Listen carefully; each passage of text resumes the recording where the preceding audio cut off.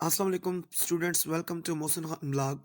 M English के students के लिए एक खुशखबरी लाया हूँ कि आज से मैंने एम इंग्लिश की जो क्लासेस हैं आपके लिए ऑनलाइन वो यूट्यूब पर वो शुरू कर दी हैं उर्दू ट्रांसलेशन के साथ। और स्पेशली उन लोगों के लिए ये खुशखबरी है जो घर में बैठे हैं और ख़ुद से प्राइवेट पढ़ना चाहते हैं, कॉलेज किसी प्रॉब्लम की वजह से वो ज्वाइन नहीं कर सकते। तो फर्स्ट ऑफ ऑल मैंने यूज़ किया है, स्टार्ट किया है पोइट्री के पेपर से।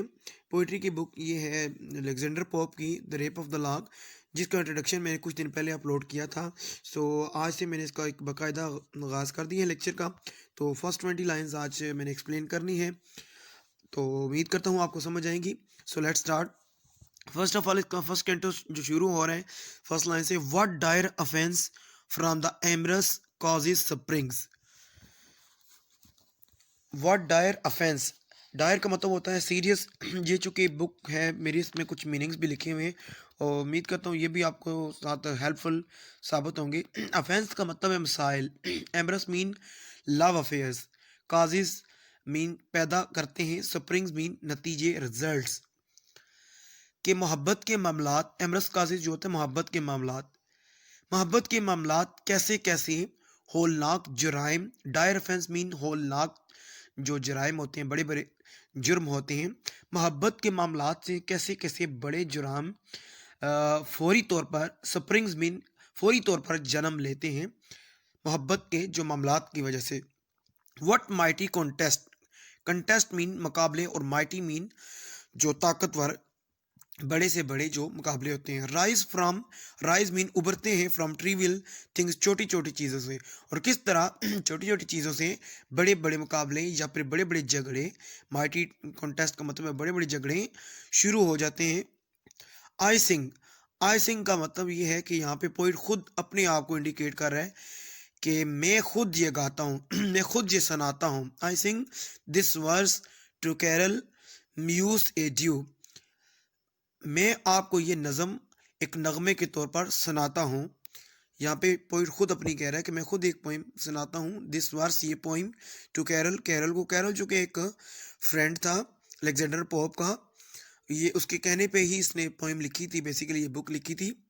Muse mean goddess of poetry, muse is due this ever this even Belinda में वॉच सेफ टू व्यू, वो सेफ मीन रीड। तो ये कह रहा है कि ए म्यूस, मैं ये नज़म अपने दोस्त कैरल की तजवीज़ पर लिखने जा रहा हूँ। मैं ये नज़म अपने दोस्त कैरल की तजवीज़ पर लिखने जा रहा हूँ और मुझे ये तवक्को है, ये उम्मीद है कि ब्लिंडा भी इसे शर्फ कबूलियत बख्शेगी। वो सेफ का मतलब है यहाँ पे ओनर, वो भी उसे रीड करेगी, वो भी उसे पढ़कर ओनर बख्शेगी। एक दफ़ा फिर से इन दो लाइनों को एक्सप्लेन करता हूँ कि आई सिंग दिस वर्स, मैं ये नगमा पढ़ने जा रहा हूँ, मैं ये नज़म पढ़ने जा रहा हूँ। टू कैरल, कैरल की रिक्वेस्ट पर लिखने जा रहा हूँ। म्यूज़, ये पोइट्री, इज़ ड्यू, और ये पोइट्री जो है इंपॉर्टेंट पीस ऑफ जो पोइट्री है।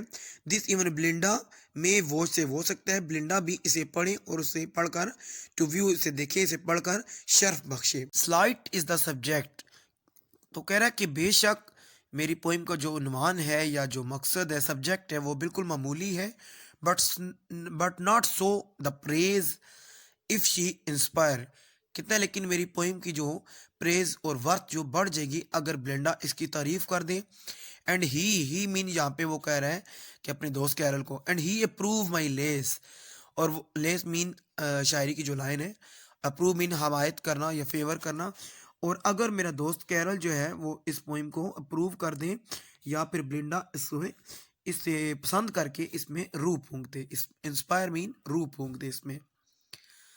सो फर्स्ट ये 6 लाइंस का जो क्लियर हो गया आपको, अब नेक्स्ट स्टार्ट करते हैं। Say what strange motive goddess could compel, ए शायरी की देवी, ए शायरी की देवी, मुझे बताओ कि वो क्या अजीब मुहर्रक था, क्या वो मौजू था, क्या मोटिव था। से बोलो, व्हाट स्ट्रेंज मोटिव, वो क्या मोटिव था, क्या मकसद था। गोडेस, ओ गोडेस पोइट्री की देवी, मुझे बताओ वो क्या मकसद था। कुड कंपेल, जिसने मजबूर कर दिया। ए वेल ब्रड लॉर्ड, एक अच्छे ख़ानदान से ताल्लुक़ रखने वाले लॉर्ड को मजबूर कर दिया, टू असाल्ट, हमला करने के लिए। ए जेंटल बैली, एक दोशीज़ा पर, बैली जेंटल बैली में एक दोशीज़ा, एक खूबसूरत लड़की। ऐसी क्या मजबूरी थी जिसने एक अच्छे, एक मुहज़्ज़ब नवाब को मजबूर कर दिया एक नर्म मिजाज की लड़की पर हमला करने के लिए।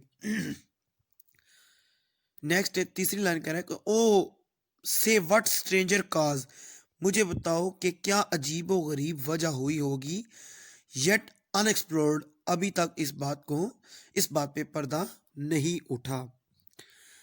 और वो क्या अजीब वजह थी जिसका अभी तक इल्म भी नहीं हो सका। येट अनएक्सप्लोर्ड का मतलब है जिसका अभी तक इल्म भी नहीं हो सका।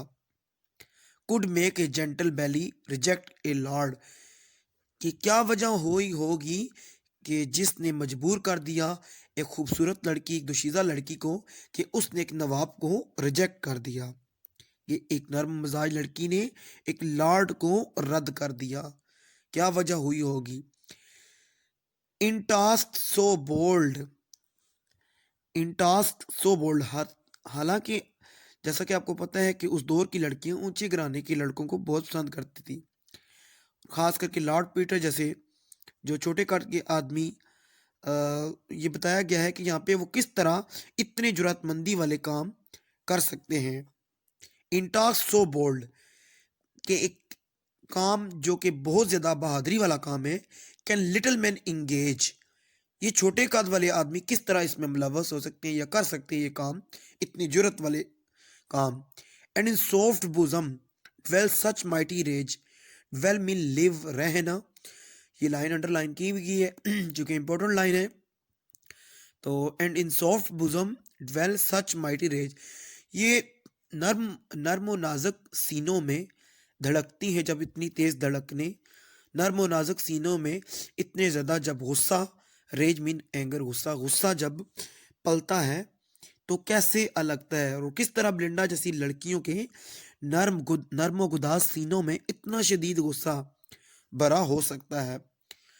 लॉर्ड अलेक्जेंडर पोप को इस बात पर हैरत हो रही है कि कैसे, क्वेश्चन मार्क उसने डाला है, कैसे मुमकिन है ये। So through white curtains shot a timorous rays, timorous mean weak, ray mean किरण जो है, Sol, Sol through white, Sol mean sun god. यहाँ पे ये कहना चाह रहा है कि शायर ब्लिंडा इतनी खूबसूरत थी कि सूरज की किरणें भी उससे मरहूब रहती थी, यानी वो भी उससे शर्माया करती थी। तो तर्जमा इसका ये ले रहा है कि उस दिन सूरज, यानी सोल मीन सन, सूरज ब्लिंडा के बेडरूम में लगे पर्दों में से अपनी एक डरपोक सी किरण, टिमरस, टिमरस का मतलब है वीक, डरपोक यहाँ पे वो ले रहे हैं, एक डरपोक सी किरण जो है वो डालता है। लेकिन लेकिन वो भी इतनी जुरातमंदी नहीं कर सकता। ब्लिंडा के बेडरूम में भेजता है एक टिमरस रे, एक weak rays, and oped those eyes, और वो आंखें खोली, that must eclipse the day, यानी अगर वो आंखें खोले, और उसने वो आंखें खोल दी जिनकी चमक सूरज की रोशनी को भी मांद कर सकती थी। यानी अगर ब्लिंडा आंखें खोल दी या खोले तो वो सूरज की चमक को भी मांद कर सकती थी। तो यानी कि जब ब्लिंडा जागी तो सूरज भी मांद पड़ गया। Now lap dogs give themselves the rousing shake, उस जमाने में लैप डॉग्स जो कि आम हुआ करते थे, आज भी जो यूरोप का कल्चर है उसमें लैप डॉग बिल्कुल कॉमन सी बात है। और ये वो वक्त था, lap dogs give themselves the rousing shake, ये वो वक्त था जब हसीनाओं के, जब उन खूबसूरत लड़कियों के पालतू कुत्ते उन खूबसूरत लड़कियों की तरह रात को देर तक जागते रहते थे। Now lap dog give themselves the rousing shake, वो अपने आप को जगा के रखते थे।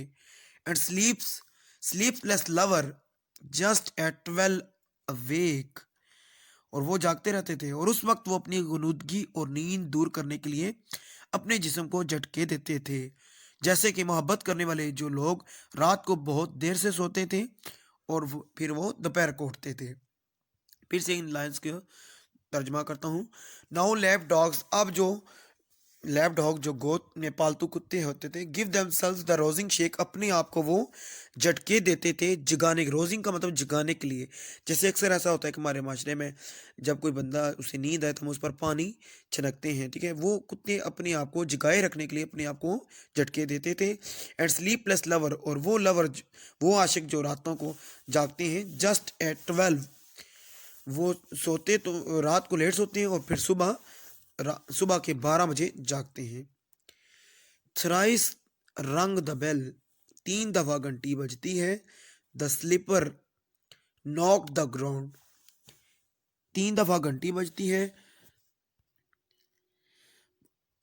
और ब्लिंडा की जब आंख खुली, ब्लिंडा की जब आंख खुली तो उसने 3 दफा घंटी बजाई। ब्लिंडा की आंख खुली तो उसने मुलाजमा को बुलाने के लिए 3 बार घंटी बजाई, लेकिन जब कोई जवाब मसूल ना हुआ तो उसने अपने स्लीपर से फर्श खटखटाया। और घंटी कितनी दफा बजाई? 3 दफा। थ्राइस रंग द बेल, 3 दफा उसने घंटी बजाई। द स्लीपर नॉक्ड, घंटी कैसे बजाई? The slipper knocked the ground, ground जमीन पर, फर्श पर 3 दफा स्लीपर उसने मारा। And press the watch, return a silver sound, और फिर उसने टाइम जानने के लिए अपनी घड़ी का बटन दबाया तो उसमें से नकरी घंटी की आवाज सिल्वर साउंड सुनाई दी, यानी उसमें से घंटी की आवाज सुनाई दी। ब्लिंडा स्टिल हर डोनी पिलो प्रेस्ड, अभी तक जो ब्लिंडा का सर था वो अभी उसके जो परिंदों के परों से बना हुआ तकिया था उस पर अभी तक उसका सर टिका हुआ था। हर गार्डियन सिल्फ, सिर्फ जो है उसकी स्पिरिट है जो उसकी हिफाजत करती है। हर गार्डियन सिल्फ प्रोलॉन्ग द बामी रेस्ट, बामी मीन पीसफुल, और ब्लिंडा की हिफाजती रूह जो गार्डियन सिल्फ है उसने ब्लिंडा के खुशगवार बामी रेस्ट, खुशगवार आराम को मजीद लंबा कर दिया। प्रोलॉन्ग मीन लंबा कर दिया, बामी रेस्ट मीन पुरस्कून। Twas mean it was he had summoned to her silent bed the morning dream that hovered mean मंडलाना, hovered over her head, और सुबह के इस ख्वाब को ब्लिंडा के पुरस्कून बिस्तर पर आने की दावत दी जो कि उसके बिस्तर पर मंडला रहा था। Twas he had summoned, और उसने ये दावत दी, समझ मीन दावत दी, टू हर साइलेंट बेड, उसके पुरस्कून बिस्तर पर, द मॉर्निंग ड्रीम, सुबह के ख्वाब को, दैट हॉवर्ड, जो मंडला रहा था, और हर हेड, उसके सर पर। A youth more glittering than a birth night beau, that even in the slumber caused her cheek to glow, फिर उस सिल्फ ने एक ऐसे जवान लड़के का रूप धार लिया जो कि चमक दमक में उस बांके से भी ज्यादा पुरकशिश था। मोर ग्लिटरिंग, ज्यादा पुरकशिश था, जो कि किसी की सालगिरह के शाम को होने वाले जश्न में शिरकत करने के लिए तैयार हुआ हो, जिसे कहते हैं birth night view.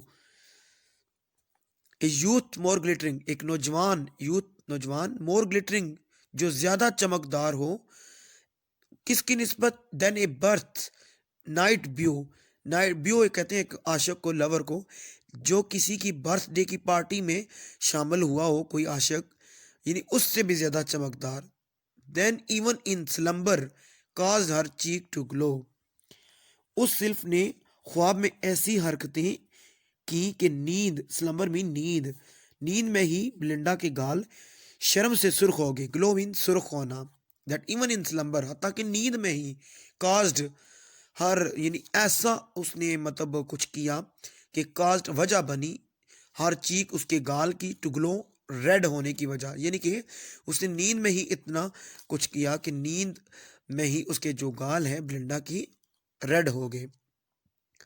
Seam to her, seem to her ear his weaving winning lips to lay, चूँकि 25 लाइन करनी थी तो इसलिए इसका मफहूम बहुत लेंथी हो जाएगा, तो आज 24 लाइन ही करते हैं। तो इंशाल्लाह मिलते हैं एक नेक्स्ट लेक्चर में, उसमें कोशिश करूँगा नेक्स्ट 50 लाइंस ट्रांसलेट करूँ, और उम्मीद करता हूँ कि आपको पसंद आएगा। और अगर आपको कुछ प्रॉब्लम है लेक्चर को अंडरस्टैंड करने में तो काइंडली कमेंट्स करके मुझे आगाह कीजिएगा, ताकि मैं अपनी लेक्चर की क्वालिटी को भी मज़ीद बेटर बना सकूँ। मिलते हैं एक नई वीडियो में, तब तक अल्लाह नेगबान।